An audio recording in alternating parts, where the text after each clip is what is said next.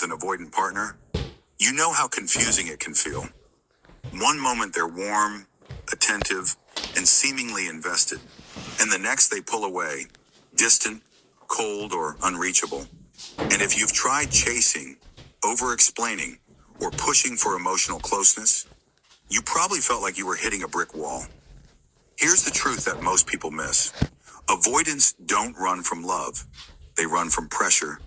They don't pull away because they don't care.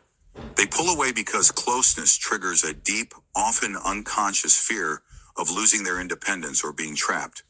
And that's why the one shift that will make an avoidant love you 50 times more is not about changing them. It's about changing how you show up in relation to them. The shift is this. Stop trying to fix their distance and start becoming a safe, autonomous presence in their life. That's it. Sounds simple, but in practice, it's profound.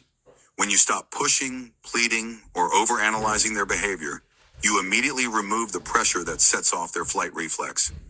Avoidants are hyper-aware of energy, yours, theirs, the unspoken tension.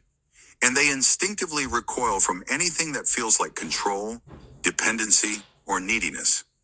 By showing them that you can exist fully in your own life, without needing them to fill a void in you, something miraculous happens. The walls they've built around their hearts start to soften, almost without them realizing it. Think of it like this. Imagine someone holding a fragile bird.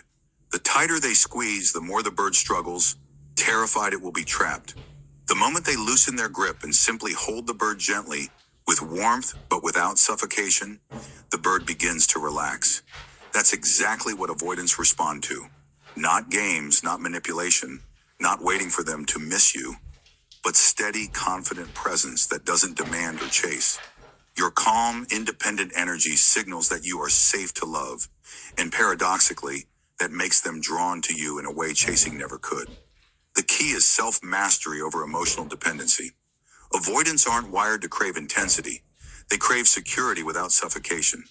When you shift your focus from getting them to love me to being the most grounded, complete version of myself, you send a signal that says, I'm whole, I'm okay, and I choose to be with you without needing you to validate me.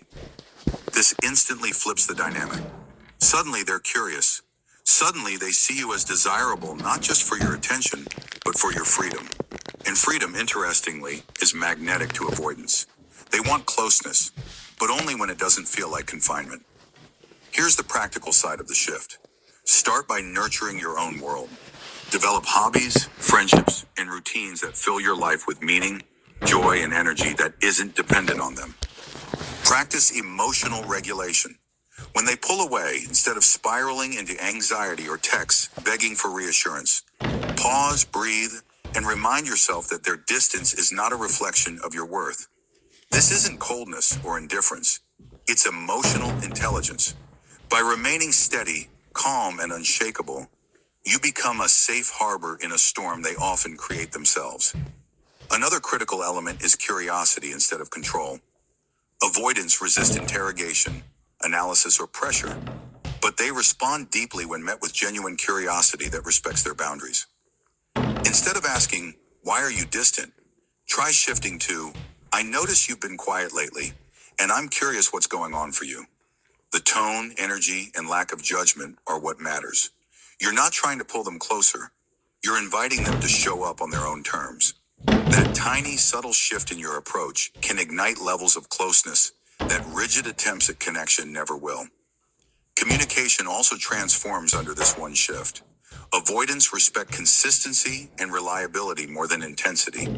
If you react emotionally every time they withdraw, it triggers their fear of engulfment. If instead you respond with calm, steady energy, acknowledging their space while quietly showing your availability, you start rewiring the subconscious patterns of the relationship. Over time, they associate you with safety rather than pressure, and love grows. Not because they owe it to you, but because their nervous system finally relaxes enough to let attachment flourish. It's also essential to stop chasing validation from them. Avoidants are often inconsistent in showing affection, and when you base your sense of self-worth on their attention, you fuel the very cycle that pushes them away. Shift your energy inward. Develop self-respect, self-reliance, and emotional independence. This doesn't mean you become cold or unloving. It means you become magnetic in the most effortless way possible.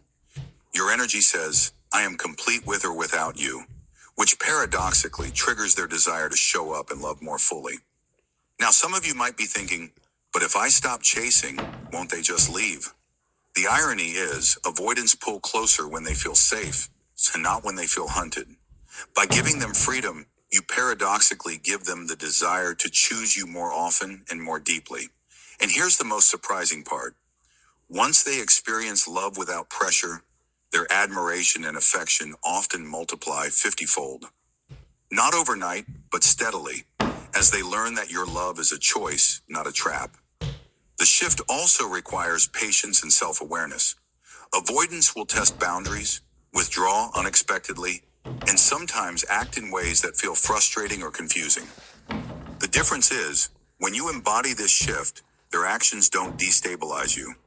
You respond from presence rather than reaction, curiosity rather than fear, and calm rather than anxiety. Each interaction reinforces